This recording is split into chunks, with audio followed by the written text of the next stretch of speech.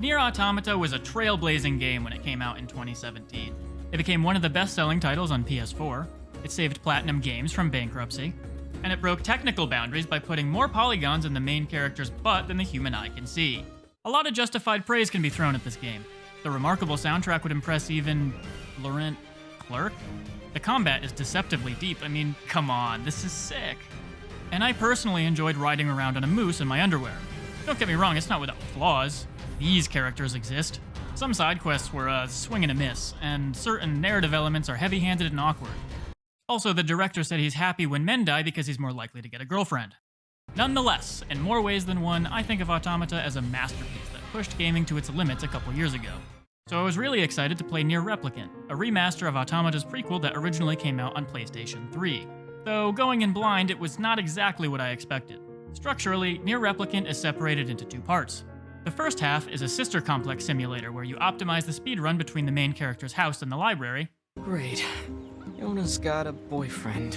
Yona's got a boyfriend. I love Yona's got a boyfriend. Is something amiss, lad?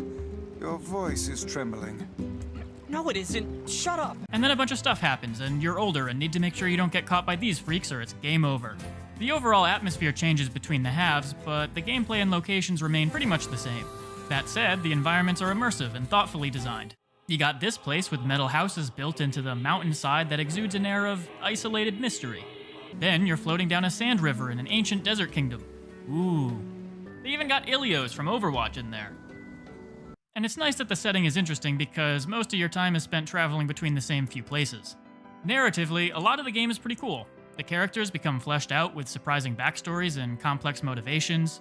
The banter between companions makes the interminable amount of walking less annoying. Guys, this is a really stupid conversation. And the NPCs offer thoughtful commentary and pose philosophical quandaries that stick with you well after beating the game. This gate is too rusted to use anymore. My favorite character is a curmudgeonly floating book that pisses off your team. There's some kind of sound or something coming from up ahead. What an incredibly specific piece of information the hussy has graced us with. What is it, Kaine? Vice! You dumbass! Start making sense, you rotten book, or you're gonna be sorry! Maybe I'll rip your pages out one by one, or maybe I'll put you in the goddamn furnace! Now pull your head out of your goddamn ass and start fucking helping us! So, yeah, that's fun. The hardest protagonist to get behind is actually the main character, whose most notable traits are agreeing to things and talking about his little sister. His motivation is just lazy. You start off taking care of your sick sibling, and your affection for her is supposed to carry you through the rest of the game, but it's more like you're told to care than actually do. He does have some funny moments, though, like asking, Vice? Why's that lady in her underwear? when there are 6 different ways to play this game with one hand.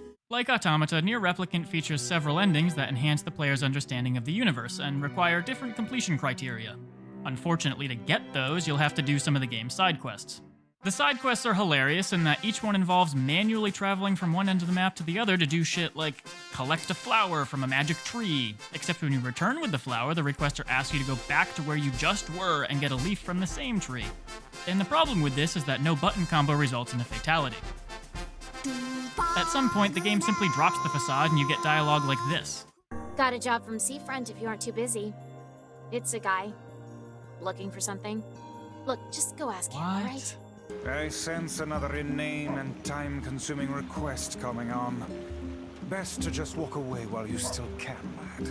You ever wish you could just warp back to the client after you get their stuff? Yep. Here's some gold. I'll let you know as soon as I need my floor swept or a toilet cleaned. That's great. Oh no, not this task again. Just once I would enjoy receiving a quest that can be solved in the general vicinity of the asker.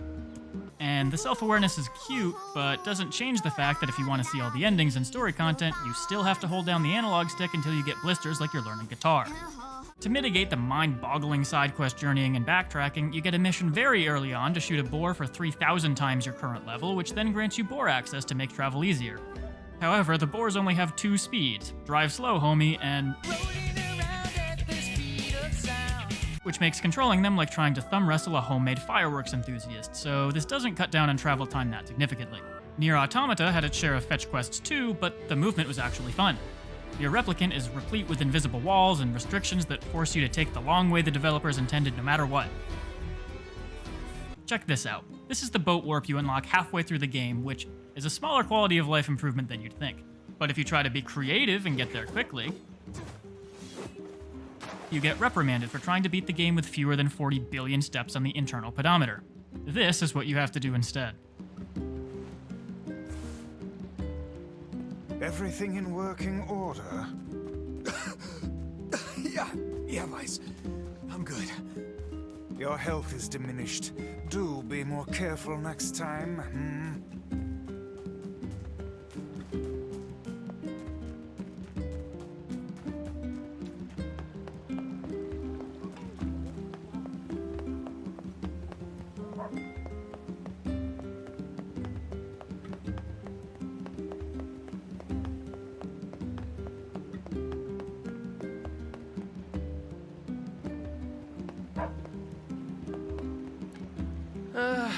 Anyway, enough. But of course, this works. All in all, NieR Replicant is not a bad game, but it's not quite what I was hoping for after Automata. Where it shines the brightest is in its music and storytelling, and when it takes risks. One of the biggest standout sections in my mind is this choose-your-own-adventure word puzzle part that totally comes out of left field. Give me more of that. The music is once again tremendous. At times, it's disconcerting and supernatural, or nostalgic and peaceful. I mean, just listen to it, it's dope.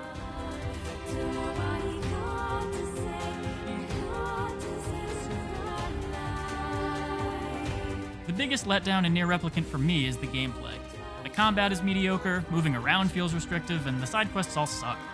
And despite some gameplay similarities that I think Automata simply pulls off better, if you enjoyed one, it doesn't necessarily mean you'll enjoy the other. So, 3 cheeks out of 5?